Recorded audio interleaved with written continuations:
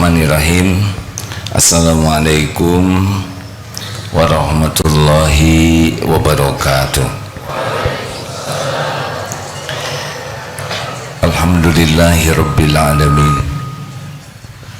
Alhamdulillahilladzi anzala sakinah fi qulubil mu'minin liyazdadu imanan ma'a imanihim.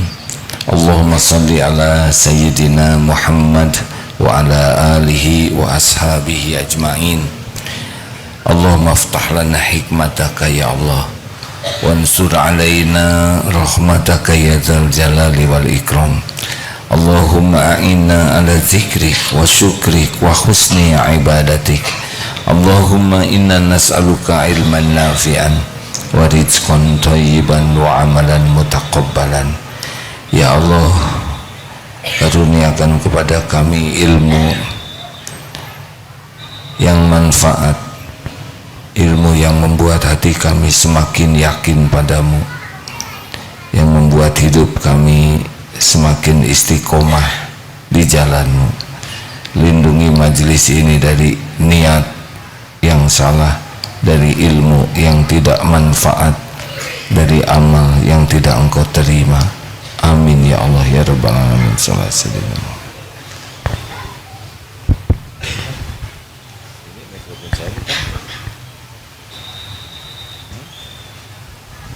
Tes ya. Mari kita lanjutkan kajian kita.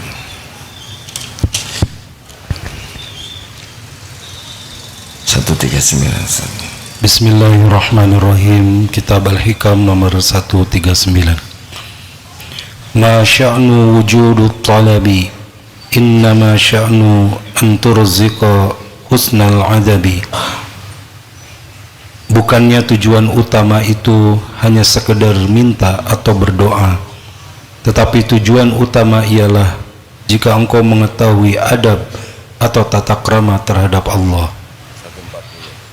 Mattalaba laka syai'un mislul idtirari wala asra'a bil mawahibi ilaika mislud dillati wal iqtiqari. Tiada sesuatu yang dapat menyegerakan tercapainya permintaan hajatmu seperti keadaan terpaksa, dan tiada sesuatu yang dapat menyegerakan tibanya pemberian-pemberian karunia Allah seperti merasa rendah diri dan sangat fakir miskin. Allah Subhanahu wa taala berfirman, Amman yujibul muttarra idza da'a. Siapakah yang dapat memperkenankan atau mengabulkan doa orang yang terpaksa bila berdoa meminta kepadanya. Surat An-Naml ayat 62.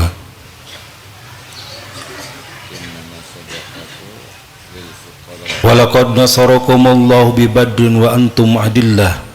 Sungguh Allah telah membantu kamu, memenangkan kamu dalam perang Badar ketika kamu dalam keadaan hina dan rendah diri. Surat lain dalam surat At-Taubah, Innamas sadaqatu lil fuqara. Sesungguhnya sedekah pemberian itu hanya untuk orang-orang yang benar-benar fakir dan miskin. Hadirin, sebetulnya doa itu tidak berarti memberitahu Allah tentang keadaan kita, karena Allah sudah tahu keadaan kita, lebih tahu daripada kita sendiri. Dan selama ini melimpah ruah pemberian dari Allah untuk kita, walaupun kita tidak banyak berdoa. Kita tidak minta jantung berdetak, kita tidak minta nafas, kita tidak minta rambut tumbuh, kita tidak minta begitu banyak keperluan kita yang tidak kita minta dan Allah cukupi. Kita disuruh berdoa, yang paling utama adalah untuk memperjelas pada diri kita posisi kita. Kita itu hamba, Allah itu Tuhan kita. Jadi doa itu ad-du'a huwal ibadah. Doa itu ibadah.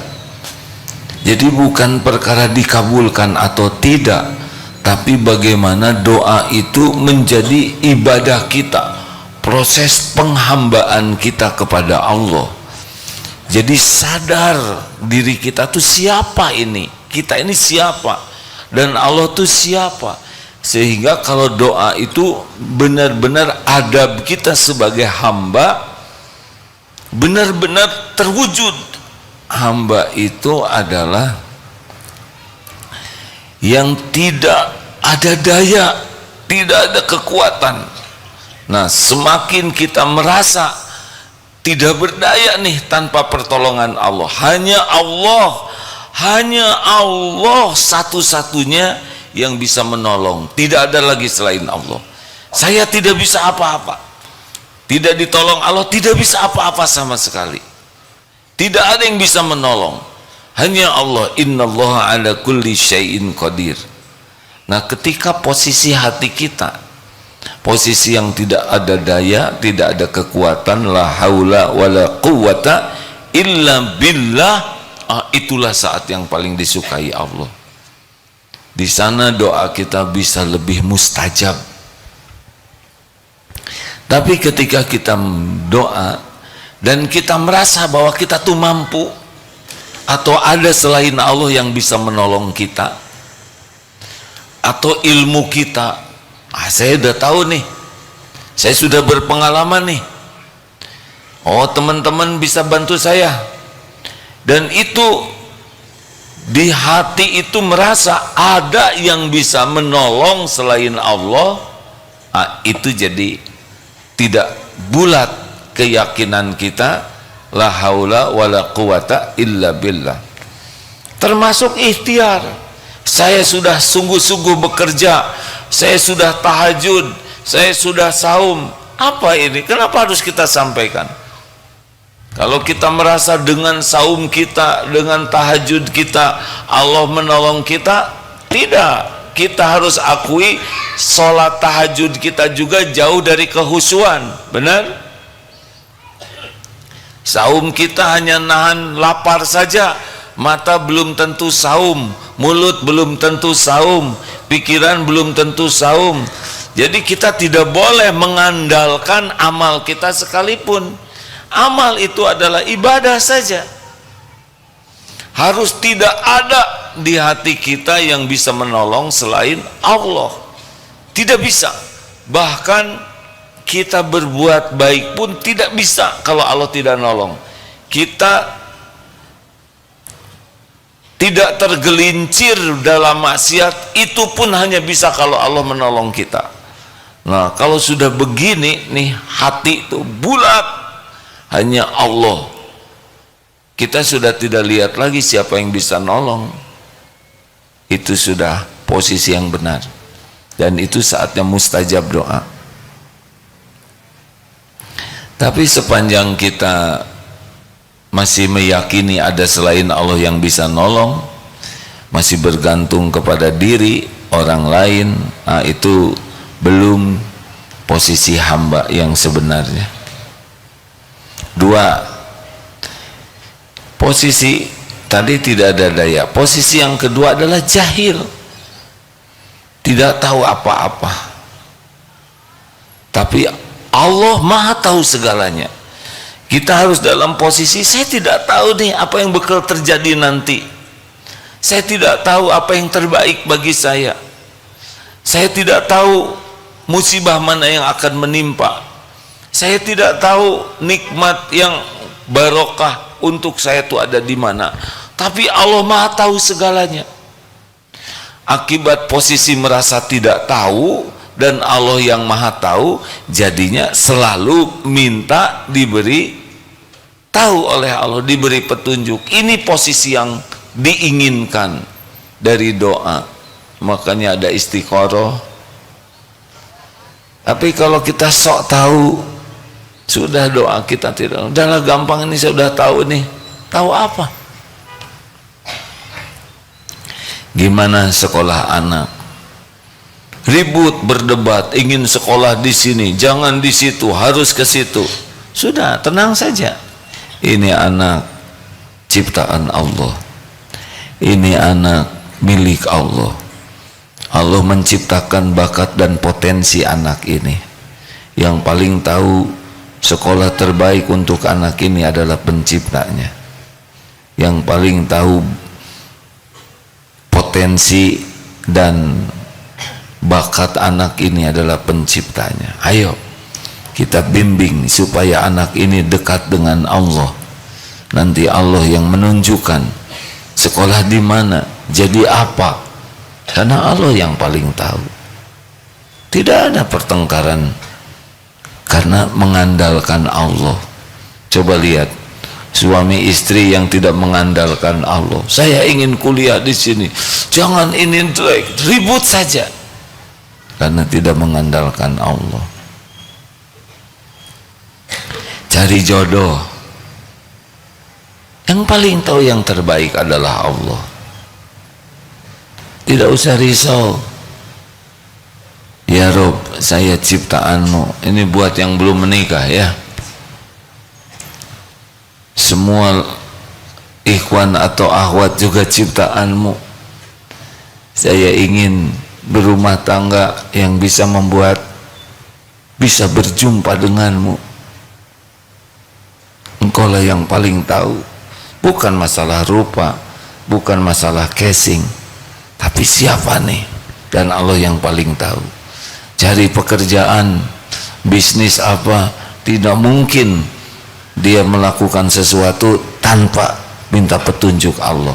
Siapapun yang menganggap remeh istiqoroh, itu masalah.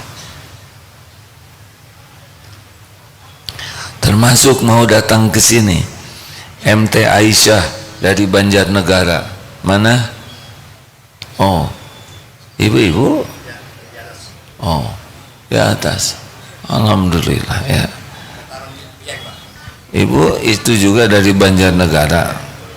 Alhamdulillah. Harusnya istiqoroh dulu ke sini, Bu. Sudah, Pak? Ah, syukurlah. Ya Allah, Engkau tahu siapa Agim yang sebenarnya. Media tidak tahu. Tidak ada yang tersembunyi bagimu ya Rob. Abdul Hakim Nastiar, Engkau tahu ilmunya seperti apa. Engkau tahu pikirannya, Engkau tahu hatinya, Engkau saksikan dosanya,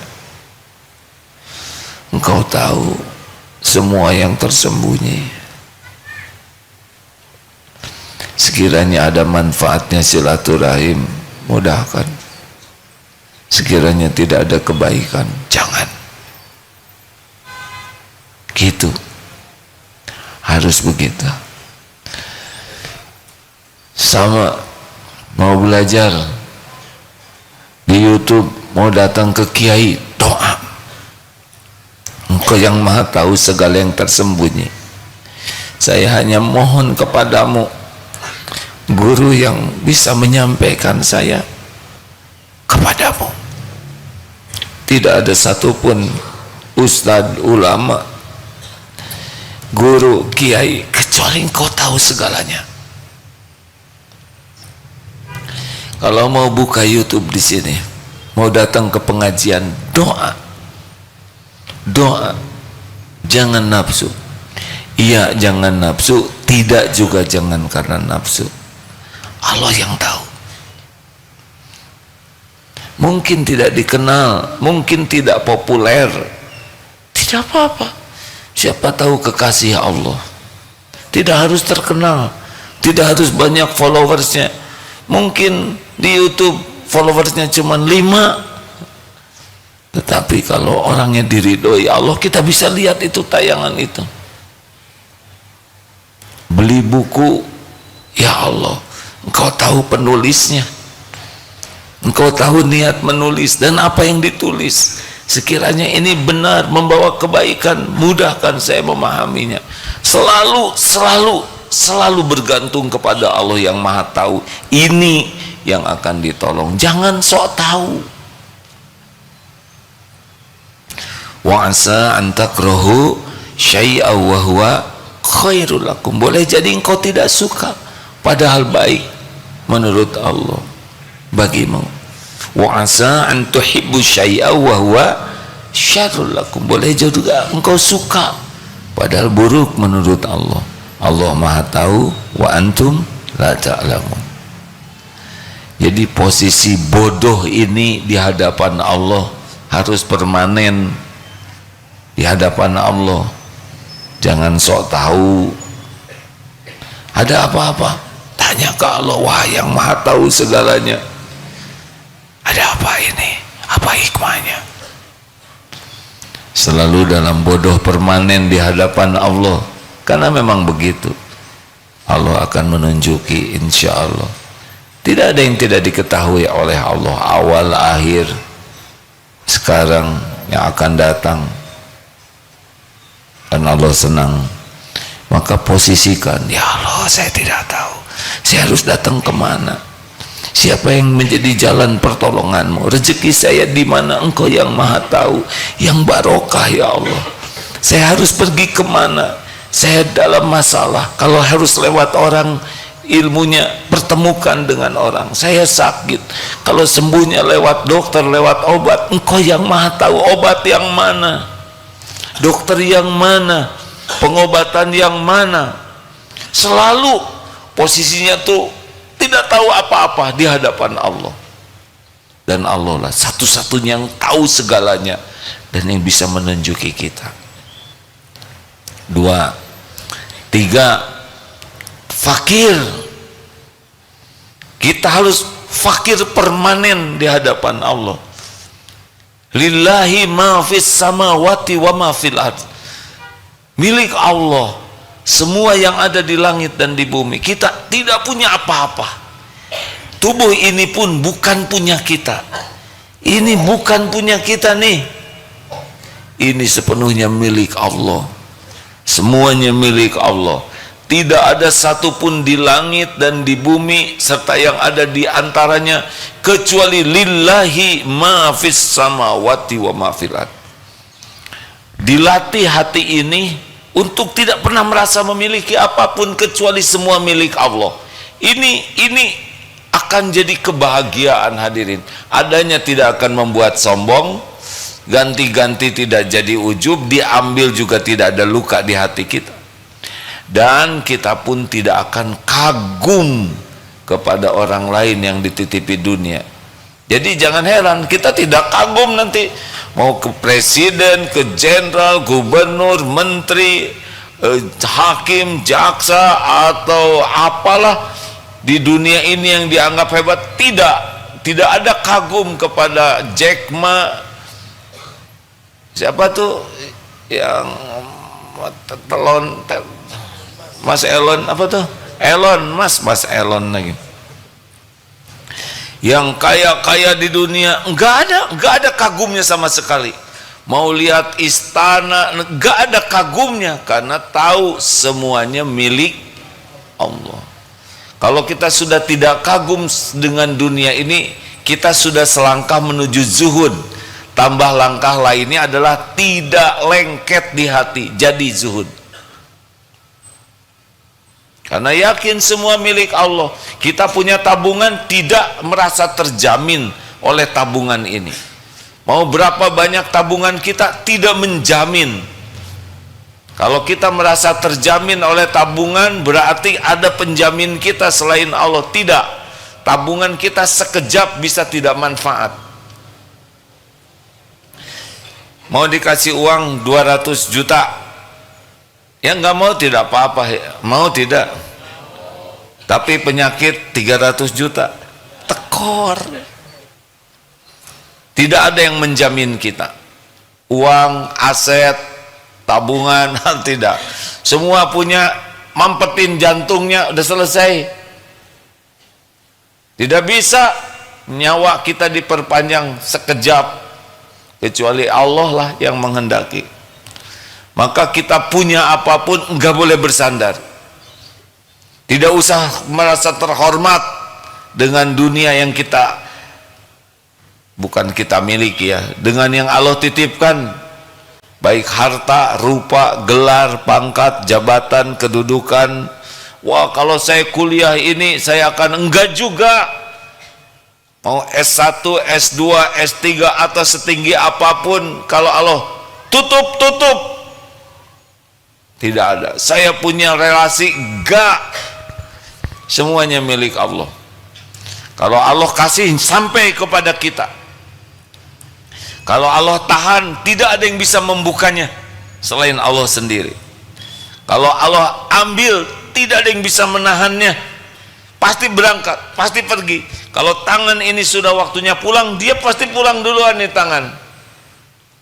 Ya, semua ada waktunya. Milik Allah. Maka latih terus untuk tidak merasa memiliki, dan orang lain juga tidak punya apa-apa. Jadi sekarang kita mintanya ke Allah saja. Tapi orang itu kaya, itu milik Allah juga. Jangan bersandar sama kekayaan orang lain. Jangan bersandar kepada kepintaran, keahlian, keterampilan. Enggak. Sandaran kita hasbunallah wa ni'mal wakil, ni'mal maula wa ni'man nasir. Ini hamba. Kalau kita berharap ke makhluk, ya, pertama kita akan gelisah, tidak enak. Yang kedua, kita izahnya turun, kehormatan kita akan turun. Kalau kita ditakdirkan dapat lewat makhluk yang kita harapkan, kita sudah tidak dapat pahala tawakal, dan kehormatan kita jadi turun. Tapi kalau kita tidak berharap ke makhluk, kita tenang. Kalaupun takdirnya Allah memberi lewat makhluk, kehormatan kita tidak hilang. Setiap orang yang begini ke makhluk, dia diturunkan derajatnya oleh Allah. Walaupun pangkatnya tinggi, jabatannya tinggi, pasti dia tidak akan dimuliakan. Jangan hadirin, jangan berharap dari makhluk. Allah sudah tahu keperluan kita. Allah tahu keinginan kita. Allah yang punya segalanya. Kalaupun kita kepepet harus bicara ke makhluk syariat, mulut aja, nggak usah pakai hati. Hati ke Allah. Misal tidak ada uang untuk berobat, saudara mau pinjam mulut saja, nggak usah menghibah, tolong dong, saya benar-benar, tidak usah seperti itu. Innalillahi wa inna ilaihi raji'un. Qadarullah, saya dalam keadaan sakit, ujiannya juga tidak ada biaya untuk berobat, mau pinjam tapi tidak jelas kapan membayarnya karena tidak terbayang uang bayarnya dari mana. Insya Allah kalau ada rezeki saya bayar. Kalau ada zakat, alhamdulillah. Kalau meminjamkan, alhamdulillah. Tidak juga, alhamdulillah. Lempeng, datar, bicara baik, fakta, jujur. Tinggal doa, ya Allah, sekiranya rezeki saya lewat beliau, semoga jadi amal soleh bagi beliau. Sekiranya tidak lewat beliau, semoga beliau pun dapat pahala niat baik menolong saya. Engkaulah satu-satunya. Maaf ya, saya tidak bisa bantu. Masya Allah, tidak apa-apa sama sekali. Kecewa tidak? Tidak. Karena saya yakin rezeki itu Allah yang mengatur sepenuhnya. Itu begitu. Tidak stres. Kalau kita berharap, nanti kita suka berburuk sangka, orang itu pelit. Kenapa? Kalau tidak ada rezeki dari dia, kita nganggap dia pelit. Tidak boleh berharap dari makhluk. Nanti kita sering suudzon, bahkan kita nyangka umrohnya gagal gara-gara tidak bawa oleh-oleh. Suudzon. 4. Yang keempat, satu apa? Lemah, tidak ada daya. Harus seperti itu di hadapan Allah. 2, jahil, Allah Maha tahu. 3, fakir, tidak punya apa-apa, semuanya milik Allah total, tidak ada yang selain milik Allah, tidak ada. Yang keempat, kita hina, berlumur dosa, berselimut aib, tiap hari melakukan dosa.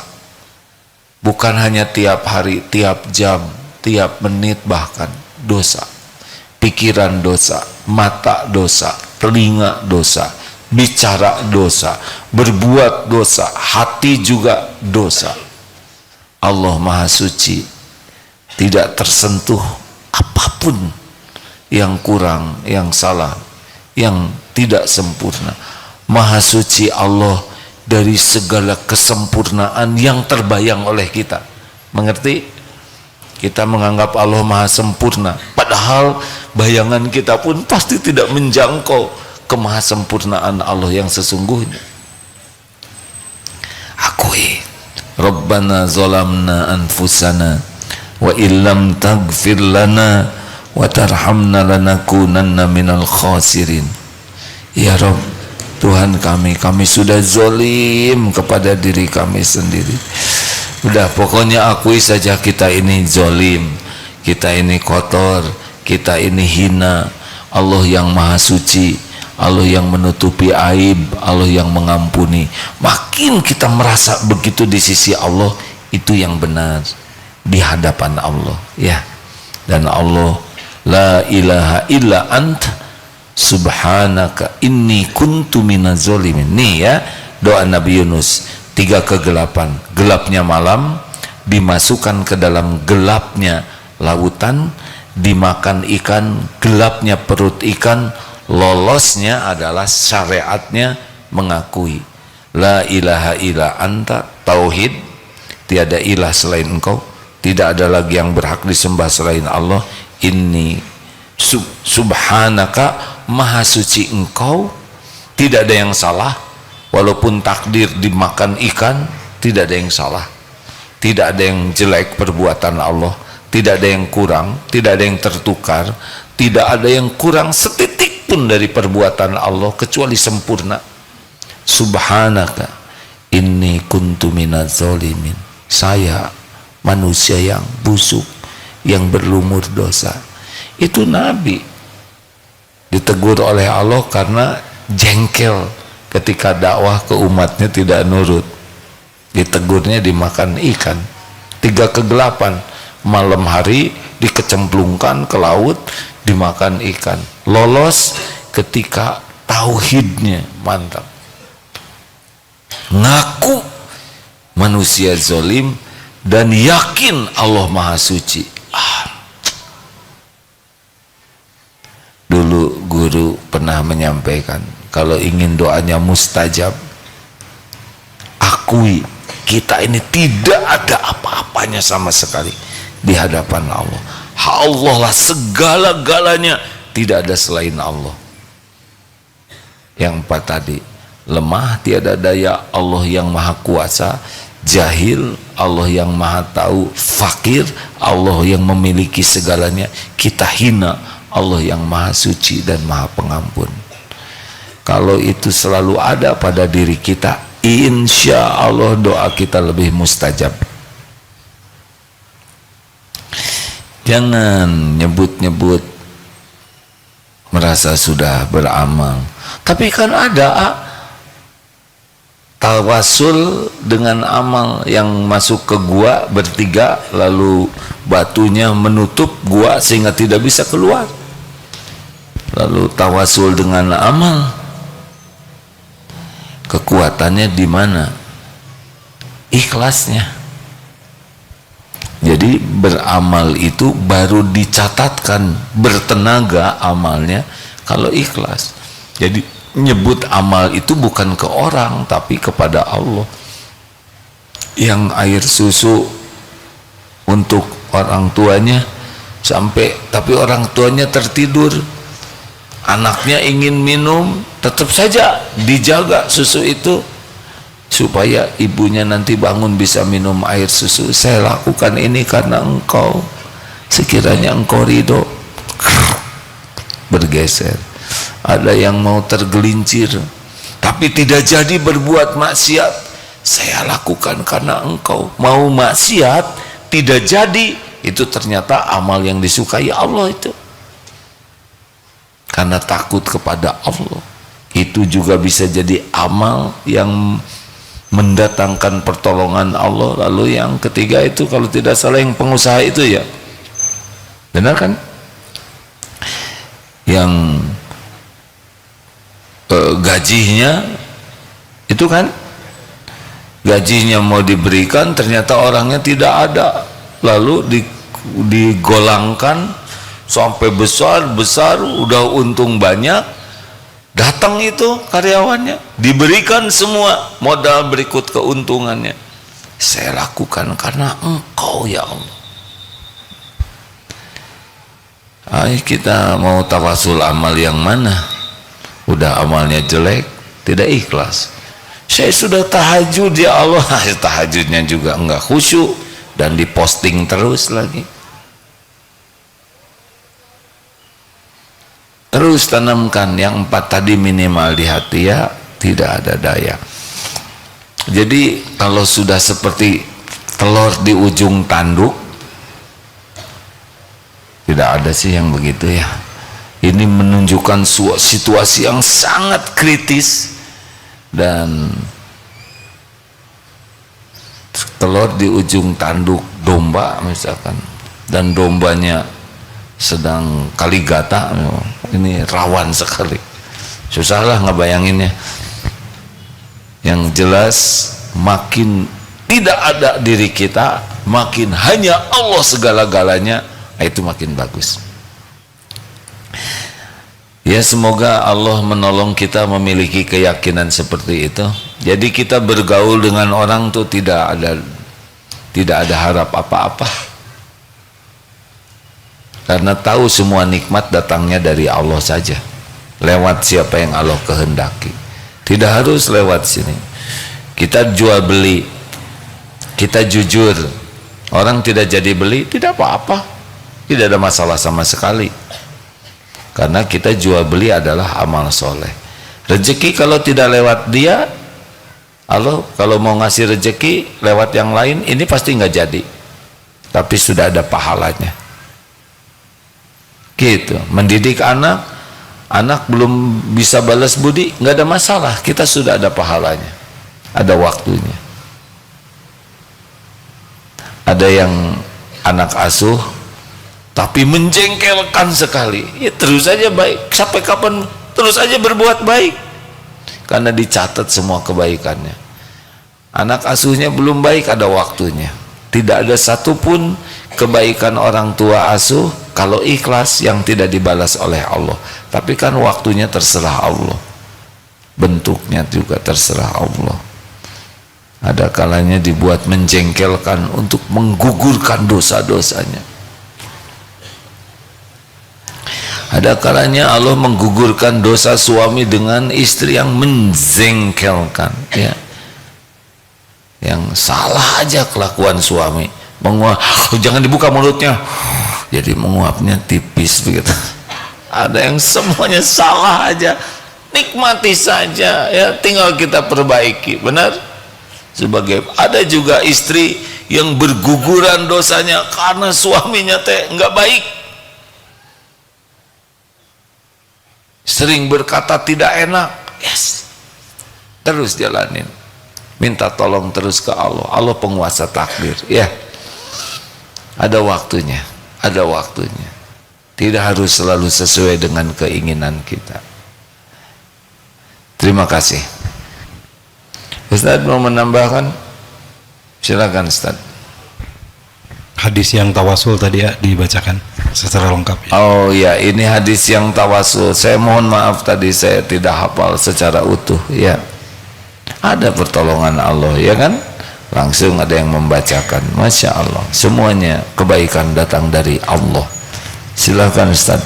Dari Abu Abdurrahman, yaitu Abdullah bin Umar bin Khattab radhiyallahu an, beliau mendengar Rasulullah sallallahu alaihi wasallam bersabda, ada 3 orang dari orang-orang sebelum kalian berangkat bepergian. Satu saat mereka terpaksa mampir bermalam di satu gua. Kemudian mereka pun memasukinya. Tiba-tiba jatuhlah sebuah batu besar dari gunung lalu menutupi gua itu. dan mereka berada di dalamnya.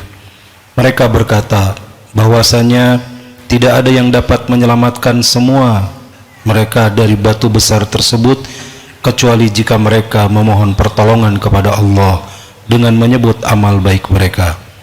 Salah seorang dari mereka berkata, "Ya Allah, aku mempunyai 2 orang tua yang sudah sepuh dan lanjut usia, dan aku tidak pernah memberi minum susu di malam hari kecuali sebelum memberi kepada keduanya.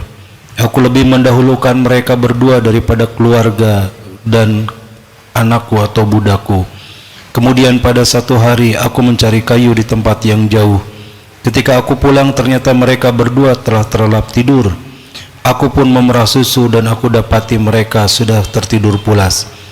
Aku pun enggan memberi minum tersebut kepada keluarga ataupun budakku. Seterusnya aku menunggu hingga mereka bangun, dan ternyata mereka barulah bangun ketika subuh, dan gelas minuman itu masih terus di tanganku. Selanjutnya setelah keduanya bangun, lalu mereka meminum minuman tersebut. Ya Allah, jikalau aku mengerjakan demikian itu dengan niat benar-benar mengharap ridhomu, maka lepaskanlah kesukaran yang sedang kami hadapi dari batu besar yang menutupi kami ini." Batu besar itu tiba-tiba terbuka sedikit, namun mereka masih belum dapat keluar dari gua. Nabi SAW bersabda, lantas orang yang lain pun berdoa, "Ya Allah, dahulu ada 2 putri pamanku yang aku sangat menyukainya. Aku pun sangat menginginkannya, namun ia menolak cintaku. Hingga berlalu beberapa tahun ia mendatangiku. Aku pun memberinya 120 dinar. Namun pemberian itu dengan syarat ia mau tidur denganku. Ia pun mau, sampai ketika aku ingin menyentuhnya, keluarlah dari lisannya, 'Tidak halal bagimu membuka cincin kecuali dengan cara yang benar.' Maksudnya halal dengan cara menikah.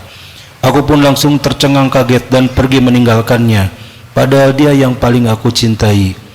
Aku pun meninggalkan emas dan dinar untuknya.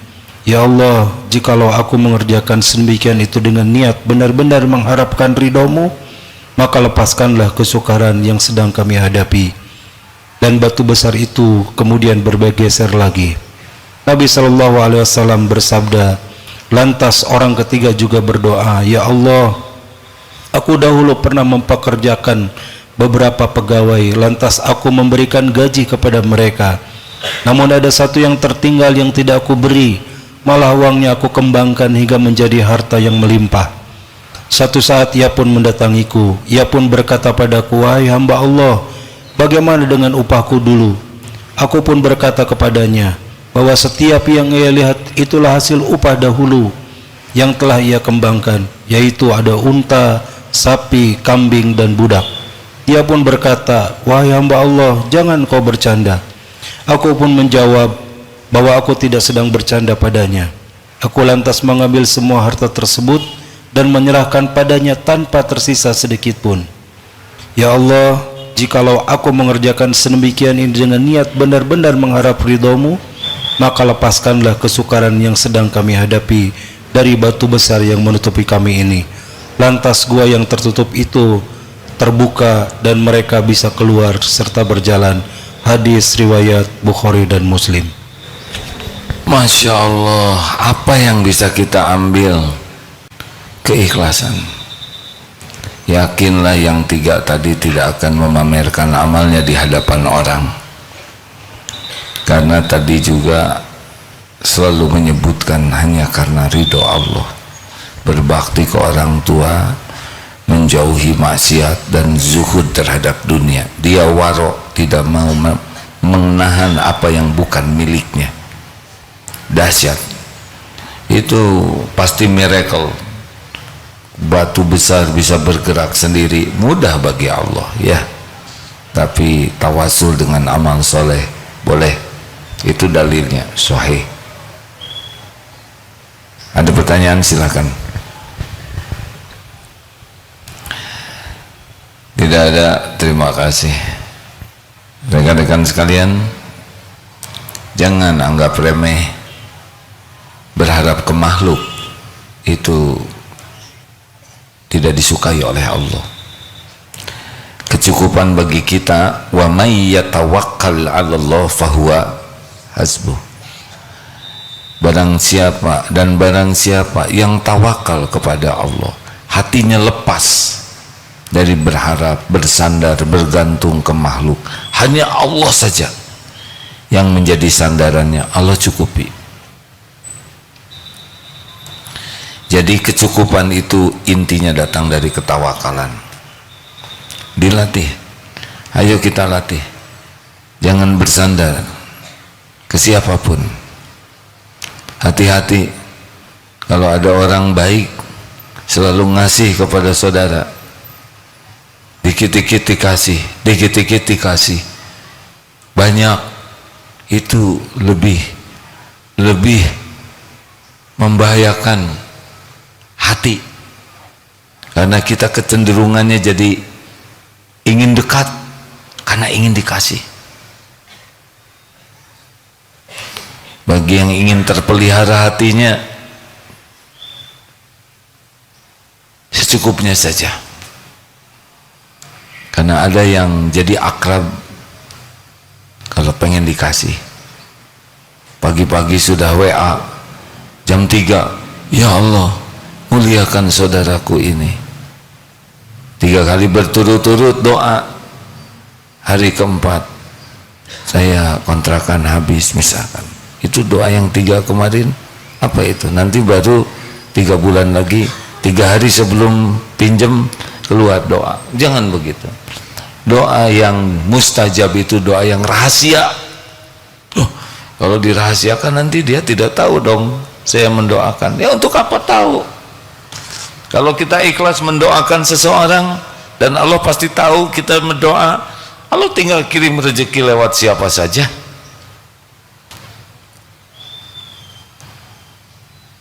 Silakan, ada pertanyaan? Ya Pak, silakan Pak, boleh dibantu? Bapak dari Majelis Taklim Aisyah, kelihatannya kabelnya terbatas, mohon maaf. Assalamualaikum warahmatullahi wabarakatuh. Waalaikumsalam warahmatullahi wabarakatuh. Alhamdulillah, untuk hari ini kita bersama pengajian Aisyah Cabang Batur Kabupaten Banjarnegara. Yang pertama Pak, bisa bertemu dengan Agim yang sudah kami rindukan sejak lama Pak. Masya Allah. Prihatin 3 bulan Pak, kita mau ketemu Pak Agim. Prihatin 3 bulan? Iya Pak, prihatin Pak, dalam arti kita, ya Allah, mudah-mudahan kita dipertemukan dengan Agim yang sebenarnya Pak. Dan alhamdulillah hari ini kita ketemu Agim yang sebenarnya. Alhamdulillahirabbil alamin. Jadi selama ini Bapak ketemu siapa? Agim yang kurang sebenarnya. Tidak apa-apa. Akan saja Pak, tetap akan saya. Sebabnya kalau lihat-lihat cuma hanya di TV Pak. Masa kita Agim, ya tidak mungkin lah Pak. Dalam hati ya Allah, kapan kita ketemu? Tapi hari ini Allah mempertemukan kita dengan Agim yang sebenarnya Pak, ya. Saya ulangi Pak, Agim yang sebenarnya Pak, Bapak yang sebenarnya, gitu Pak. Masalah Pak, ini kalau kita perjalanan Pak 10 jam Pak dari tempat saya, Dataran Tinggi Dieng, Kecamatan Batur, Kabupaten Banjarnegara, telah sampai di sini dengan selamat dan mudah-mudahan inilah ridho Allah yang diberikan kepada kita semua. Alhamdulillah, terima kasih. Pertanyaan tadi ya Pak ya. Oh tadi pembukaan.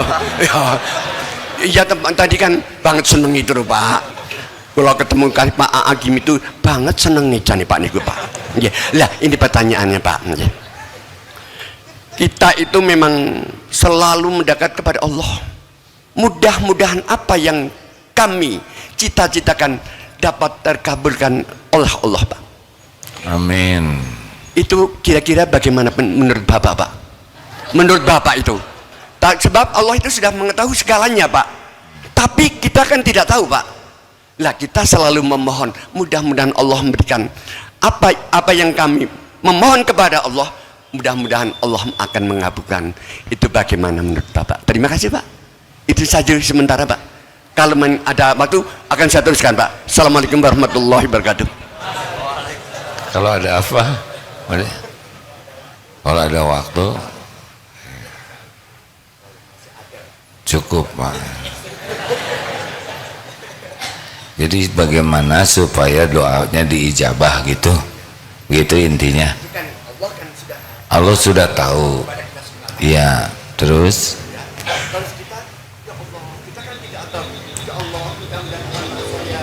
terus kita doa. Iya. Ya. Ya doa saja. Doa itu ibadah. Doa huwal ibadah. Doa itu ibadah. Sudah. Bapak mau apa lagi? Saya sudah sejam tadi menjelaskan. Nah, supaya ibadahnya ini paten, posisi yang tadi itu, yang minimal 4 tadi itu ada di hati. Supaya kita hamba, yakin saya tuh hamba, tidak ada apa-apanya, tidak punya apa-apa, bodoh, saya cuma punya dosa, hanya Allah lah satu-satunya. Nah, itu intinya. Lanjut Pak. Oh, cukup. Cukup. Ini Pak, soalnya ada doa yang katanya mustajab ya Pak. Iya Pak. Pakai itu. Lanjut Pak. Maaf ya Pak ya. Iya, jauh-jauh kalau 5 menit kan enggak apa-apa Pak. Enggak apa-apa. Enggak apa-apa. Ya Pak. Itu katanya ya Pak ya. Ada doa yang mustajab antara adzan sampai dengan qomat Pak. Ini memang saya melakukan Pak semacam itu.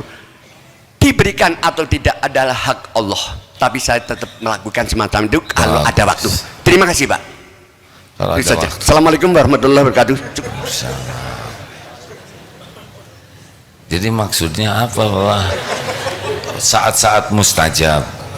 Sebetulnya kalau ada azan berkumandang, sunnahnya adalah didengar dan dijawab.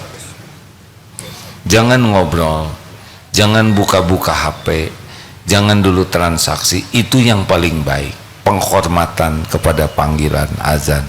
Sesudah azan doa. Nah, sesudah azan juga itu mustajab Pak. Kemudian kita sholat sunnah, nunggu qomat, itu juga saat mustajab. Nggak usah ngobrol, nggak usah buka-buka HP, balas-balas WA, doa saja. Allah menyaksikan siapa yang doa, ya. Nanti sujud juga, apakah harus sujud terakhir? Tidak. Setiap waktu sujud itu saat mustajab doa, sesuai dengan adab-adab dan tata cara yang benar. Nanti sesudah sholat fardu itu juga saat mustajab. Maaf, sebelum salam, di akhir tahiyat akhir itu juga saat mustajab. Doa lagi. Makanya harus paham doanya, tidak hanya hafal. Jadi jangan sampai kayak ikut-ikutan doa tapi tidak hafal artinya.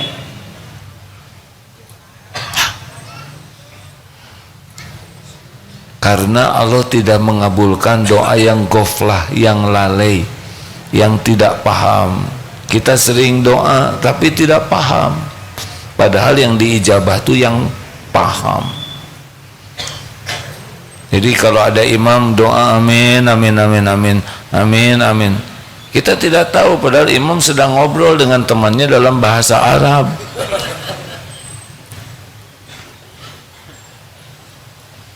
Harus diusahakan paham, ya Pak.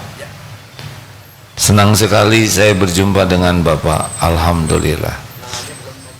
Namanya belum? Bapak siapa? Saya Muhammad Jamil Rifai. Muhammad Jamil Rifai. Nama yang sangat bagus Pak. Umur 47 di balik Pak. Umur 47 di balik. Kalau ini katanya sombong, 47 saja tapi di balik Pak. 47 saja di balik ya. Kalau Bapak bahagia saya setuju Pak. Ya. Oh ya, silakan. Assalamualaikum. Waalaikumsalam warahmatullahi. Ya, alhamdulillah. Setiap orang punya karakter macam-macam, ya. Alhamdulillah. Terima kasih, Pak. Semoga usianya panjang, penuh dengan kebaikan. 74 sehat, suaranya lantang, perjalanannya juga 10 jam kuat, ya Pak. Masya Allah. Terima kasih Pak. Bapak Majelis Taklim Aisyah. Oh. Oh, jadi dengan Bapak jadi 103. Alhamdulillah. Alhamdulillah. Terima kasih ya Pak ya. Sudah hadirin, ingat kata-kata harus yang terbaik, disampaikan dengan cara terbaik, dengan nada terbaik, gitu Pak. Ada pertanyaan lainnya? Ini temannya bukan Pak? Rombongan. Sepertinya sejenis ya. Ini ya, ini Raja-Raja Aisyah. Terima kasih. Oh, Aisyah. Hah? Aisyah. Aisyah. Oh, maaf ya. Tes 1. Oh, tenang. Oh, ya. Ya. Assalamualaikum warahmatullahi wabarakatuh. Waalaikumsalam. Ustadz Agim yang saya hormati dan hadirin hadirat semua yang di sini yang saya hormati. Alhamdulillah pengajian sangat-sangat efektif. Saya kagum dan saya yang sebetulnya tidak berani usul menjadi ingin usul. Tadi bahwa kalau azan dilarang membuka HP, harus mendengarkan dengan istiqomah lah maksudnya. Sunnahnya begitu Pak, mendengar dan menjawab azan. Tapi saya mau bertanya, itu kalau membaca ayat suci Al-Quran lewat HP itu hukumnya sah atau tidak? Itu saya ingin sekali diberitahu bahwa kadang-kadang itu kalau malam Jumat baca surat Kahfi, lah itu kadang-kadang tuh membaca di hari waktu Jumat tuh buka surat Al-Kahfi di lewat HP, lah itu hukumnya sah atau tidak kalau melalui HP itu baca Quran? Terima kasih, kurang lebihnya mohon maaf. Billahi taufiq wal hidayah. Wassalamualaikum warahmatullahi wabarakatuh. Sama dengan Bapak siapa ini? Dengan Oh iya, saya belum menyebutkan nama. iya Pak. Saya nama adalah karyawan dari Toko Jaya Bersama atas nama Bapak Khairuddin Batur Banjarnegara.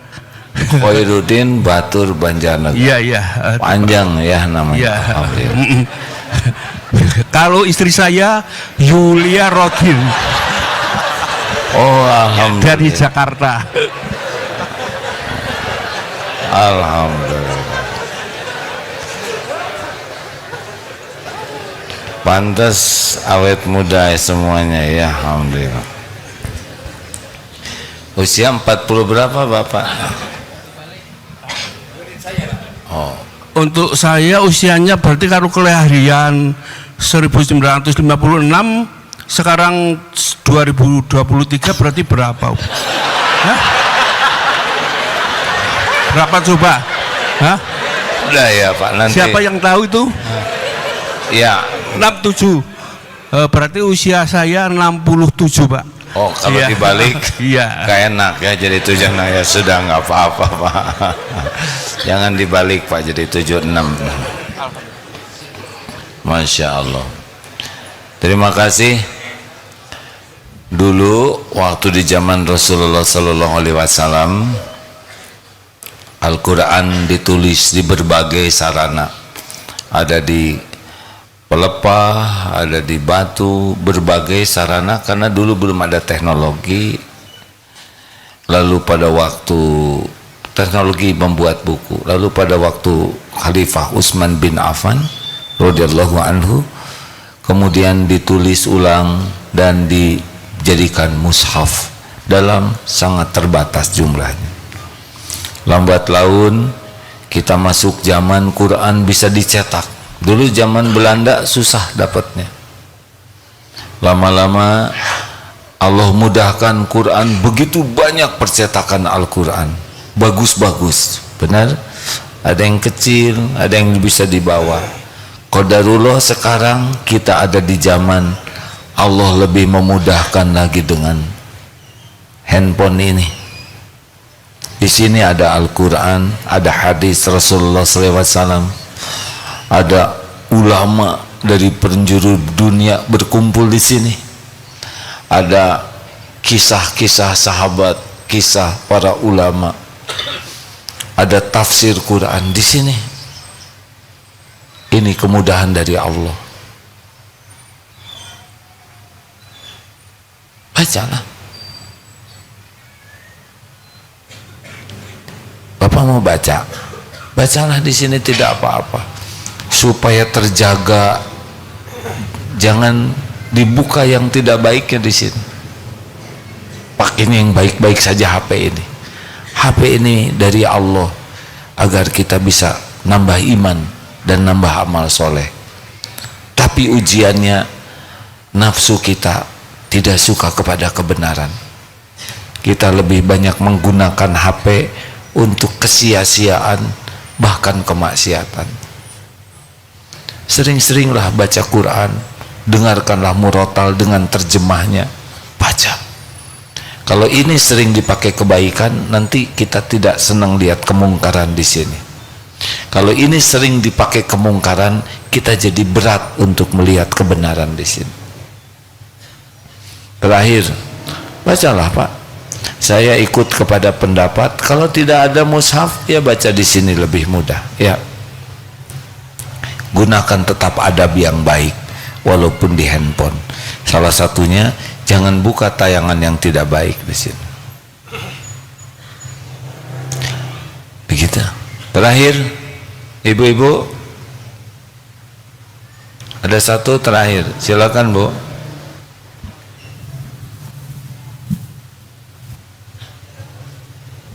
Bismillahirrahmanirrahim. AA penasaran yang melanjutkan yang tadi ya, di kampung saya kalau Bapak Kiai kan berdoa setelah sholat wajib ya, tapi kan nggak kedengaran doanya teh, tapi yang lain amin amin. Saya bagaimana ini, apa ikut amin amin, apa saya berdoa masing-masing gitu kan, nggak tahu itu apa artinya, terus nggak kedengaran lagi Pak Kiainya teh apa yang dibaca. Apakah saya amin amin sama dengan yang lain gitu, atau saya berdoa lagi yang lain gitu Pak? Kalau saya memilih berdoa sendiri. Ya. Ya kadang ya saya juga berdoa sendiri, sudah nggak kedengaran Pak Kiainya, tapi kan yang lain amin semua. Saya jadi bingung lihat ke begitu. Sudah? Begitu. Jadi kita berdoa sendiri. Ya, jadi doa yang khusyuk habis sholat, karena tidak harus mengikuti doa imam sesudah sholat, apalagi tidak kedengaran, tidak dimengerti. Doalah yang bisa dimengerti. Ya. Begitu? Mohon mangga. Sudah. Terima kasih semuanya. Apakah Allah Subhanahu wa Ta'ala sedang menyaksikan pertemuan ini? Adakah yang luput dari penyaksian Allah? Setiap saat. Innallaha la yakhfa 'alaihi syai'un fil ard wala fis sama. Sesungguhnya tidak ada yang tersembunyi bagi Allah, baik di bumi maupun di langit. Kalau kita yakin Allah menyaksikan terus, ini akan sangat mencegah kita untuk melakukan perbuatan tidak baik. Kurangi bicara. Bicaralah kalau yakin niatnya baik. Bicaralah kalau yakin yang kita sampaikan benar. Dan bicaralah kalau yakin dampaknya manfaat. Kalau tidak ada, sudah zikir sajalah. Berbanyak istighfar. Karena setiap saat kita berpeluang melakukan dosa dan menambah terus dosa. Istighfarlah obatnya. Allahumma salli ala sayyidina Muhammadin wa ala alihi wa ashabihi ajma'in. Alhamdulillahi rabbil alamin. Ya Allah ya Hayyu ya Qayyum bi rahmatika nastaghits. Ya Arhamar Rahimin irhamna. Allahumma inna nas'aluka bi annaka lakal hamd la ilaha illa ant wahdaka la syarika lak ya mannan badi'us samawati wal ard ya dzal jalali wal ikram ya Hayyu ya Qayyum.